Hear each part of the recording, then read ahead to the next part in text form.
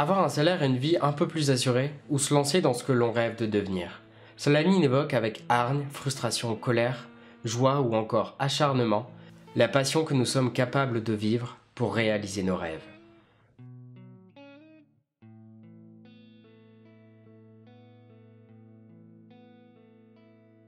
Solanine est un manga tranche de vie de notre très cher et talentueux Inyo Asano, auteur plus connu pour ses autres mangas comme par exemple Bonne nuit Poun, Dead Dead Demon Dead Dead Dead Destruction, La fin du monde avant le lever du jour et plus récemment donc Errance.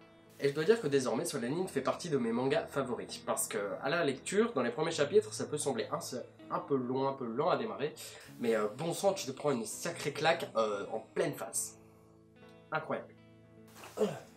Solanine va aborder un peu la vie de chacun, la vie de tout le monde, les tracas du quotidien, les soucis dans le travail, quand tu penses que tout devient un peu plan-plan, un peu trop quotidien, que tu as un train de vie qui est trop fixe en fait, que tu t'ennuies parce que ta vie n'est plus mouvementée, n'a plus sa petite dose, son petit grain de folie, parce que tu perds un peu tes rêves.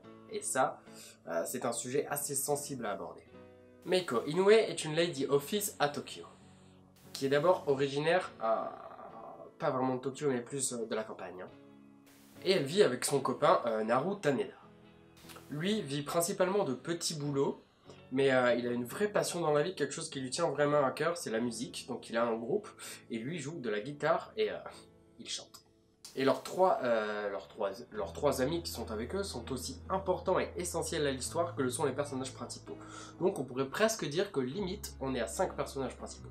Kenshi Kato, bassiste et personnage au caractère quelque peu légèrement vraiment supportable.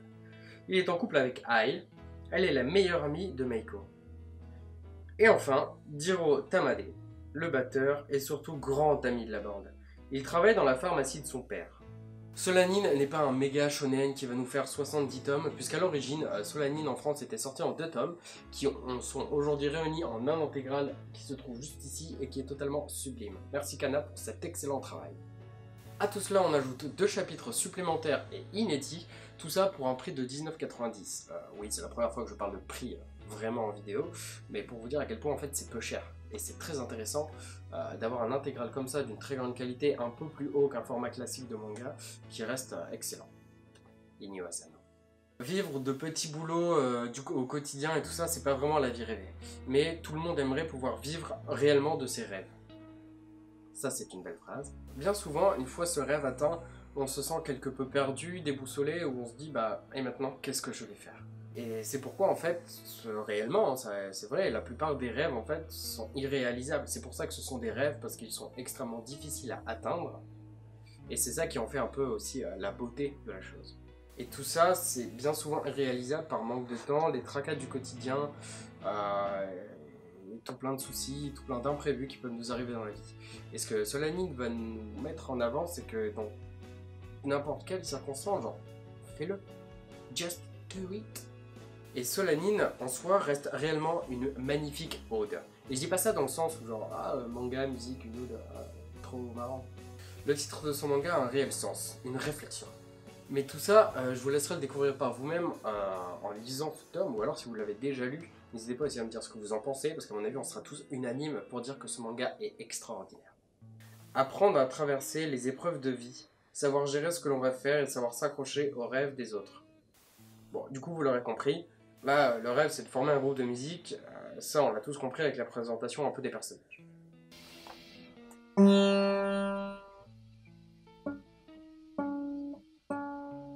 Un scénario qui peut sembler très simple à la base, simpliste et qu'on peut penser inintéressant, mais Inyo Asano l'a travaillé de manière à ce que ce manga nous rende totalement fous.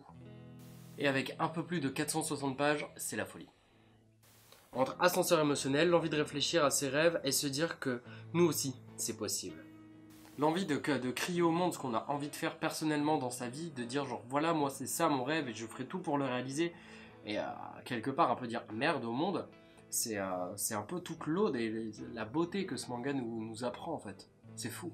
Si d'un côté, réaliser ton rêve, ça implique d'avoir des petits boulots, de pas vraiment être épanoui tant que ce rêve ne sera pas atteint, alors dans ce cas-là, donne-toi à toi-même la force de te bouger les fesses pour réaliser ce rêve. Oui, C'est moi qui vous dis ça alors que j'ai pas réussi à sortir mon propre manga. Mais donc c'est un manga qui apporte énormément de réflexion personnelle, je trouve. Bonne comme mauvaise, hein, quelque part, parce que tu t'es perdu, tu te perds vite dans tes pensées, et personnellement, je me suis retrouvé pas mal dans cette histoire, et ça fait réfléchir. Ça fait réellement réfléchir à ce qu'on est en train de faire personnellement, et à se dire, genre, est-ce que c'est bien ce que je fais, est-ce que c'est pas bien, est-ce que ça vaut le coup? Parce que réellement, c'est ça, en fait, c'est réaliser son rêve, c'est quelque chose qui, en général, prend des années, et c'est quelque chose qui en vaut le coup, qui en vaut la peine, parce que c'est ton rêve. Et donc, très honnêtement, bats-toi pour ça. Et là, je vais arriver à une réflexion personnelle et tout ça sur le scénario, mais c'est extrêmement rare qu'un manga me fasse réfléchir à ce point-là, en fait, sur ma vie actuelle, sur ce que je suis en train de faire. Ça, c'est chaud quand même. Mais parce que je lis principalement des shonen et tout ça, et là, du coup, Solanine m'a apporté une réelle touche de réflexion, et je me suis dit genre, ah. Mais qu'en est-il du dessin du coup? Le dessin, quant à lui, reste très léger, très souple, très réaliste, et il nous transporte merveilleusement bien dans cette histoire. C'est un dessin que quelque part j'admire énormément, car t'as l'impression que tout est simple, mais pourtant il a son style bien à lui, sa patte graphique, et c'est fou, parce qu'il te transmet aussi des émotions énormes et des frissons juste par son dessin. Tu t'enlèves les dialogues, bon, je comprends pas l'histoire, mais son dessin te fait ressentir réellement ce que les personnages sont en train de faire. Par exemple, avec une page, quand le personnage principal chante et se donne à fond dans cette musique, tu vois juste ce personnage, rien d'autre. Et tu sens que là, c'est lui qui est à fond dans son trip et qui vit le moment présent. Et ça, c'est assez fort comme émotion à faire dégager dans une page, dans un manga. C'est vraiment un travail de dessin que j'admire énormément. Un dessin qui suit l'histoire, qui est très linéaire et qui te porte en même temps merveilleusement bien dans cet univers que du coup il a créé. Et tout ça en fait s'inspire vraiment aussi de sa vie, de ce qu'il a pu vivre dans sa vie, forcément.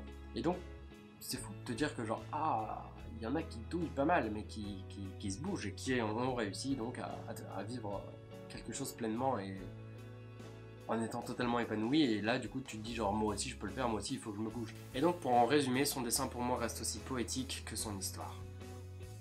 J'espère que cette vidéo t'a plu. Pour moi ça a été Solanine une énorme découverte au niveau du manga, parce que c'est sorti il y a très longtemps, je sais plus combien de temps, mais il fallait que je le lise, et là l'intégrale est sortie, je me suis dit vas-y, allez, on réfléchit pas. On approche lentement mais sûrement des 1000 abonnés, ce qui me rend assez fou de me dire qu'on va passer un cap tous ensemble. C'est un chiffre assez important déjà pour ma chaîne, et je trouve ça déjà extrêmement bien qu'on y soit presque tous ensemble. J'espère que la chaîne vous plaît toujours, que ce que je fais et ce que je produis, ce que j'imagine, vous plaît toujours, que vous êtes content de suivre et de voir mes vidéos quand elles sortent. J'espère que tout se passe bien pour vous aussi.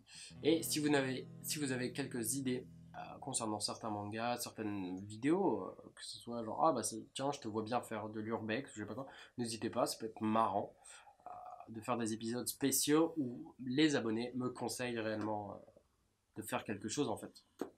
Et on pourrait tenter de mettre en place un système comme ça où une fois par mois je choisis un message, un commentaire ou quoi d'un abonné qui me dit ah, je te verrais bien faire ça, et hop, c'est parti.